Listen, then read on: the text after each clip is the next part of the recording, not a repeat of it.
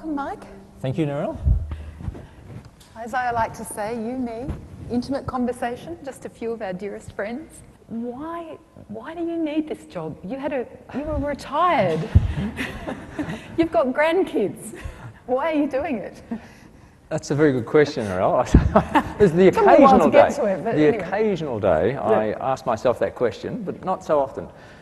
For a telco professional, the opportunity to build a network such as this was simply too good to pass up. I should say I was happily retired. I was enjoying myself, but nevertheless, when I was called and met folks in the government and they explained what they were trying to achieve, I could see the potential of that, and it really was too good an opportunity to pass by. What the NBN is the next incarnation of that, to carry us forward for another 50 or 60 years with a new medium, a new infrastructure, because the copper network is getting older.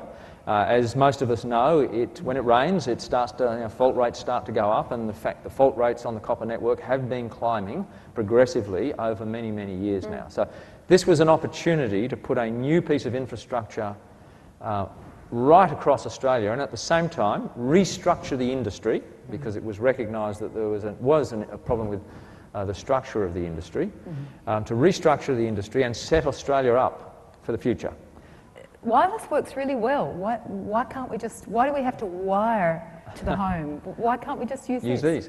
Yeah. They do work very well, and we will absolutely need iPhones, mobile devices, iPad, wireless technologies. We expect that to continue to grow, but the two technologies are complementary.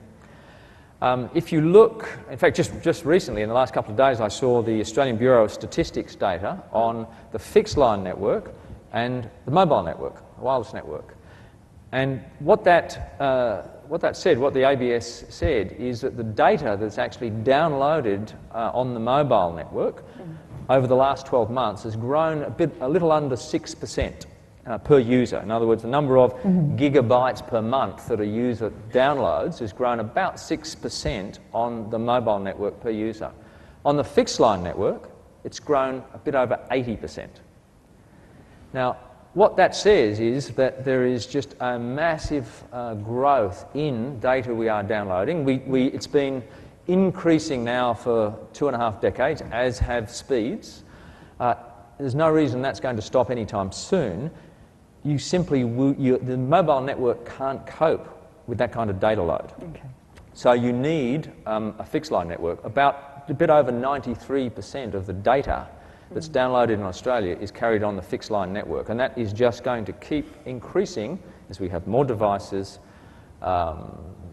bigger screens, more applications. So Australia fundamentally needs this network.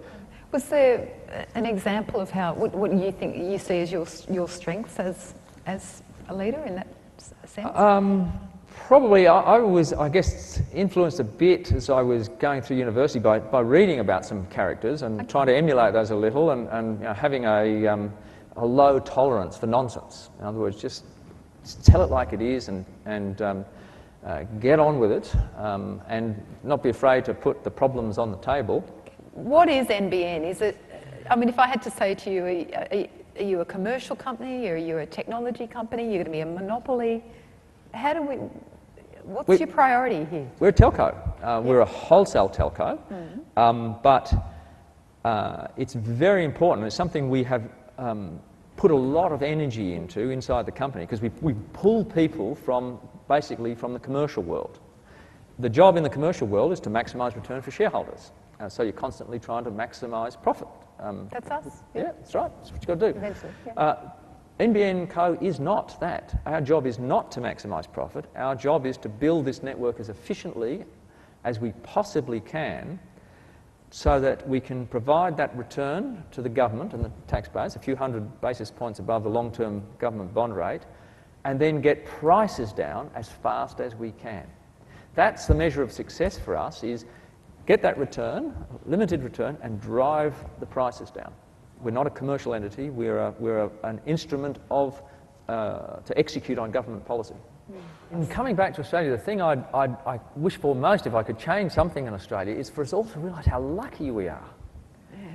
We just don't realise how lucky we have it here. And I mean, going through the last cycles of election, the number of times I heard people say, how can you possibly be building this thing when our debt is so high? And I was like, what? Our debt is so high. And you had to remind them what our public debt level actually was, extremely low. So when I go and talk to people overseas, they are all quite jealous of what we can do in Australia in building this piece of infrastructure, which many people overseas recognise is going to be fundamental for the digital economy for the future. If I could change anything in Australia, it is for us to get that optimism back that we are extremely fortunate in the position we're in. And we've got such a huge number of not just natural resources, but capabilities in the country. Our education system, our health system. After you've lived in lots of different places, this is a great place to live.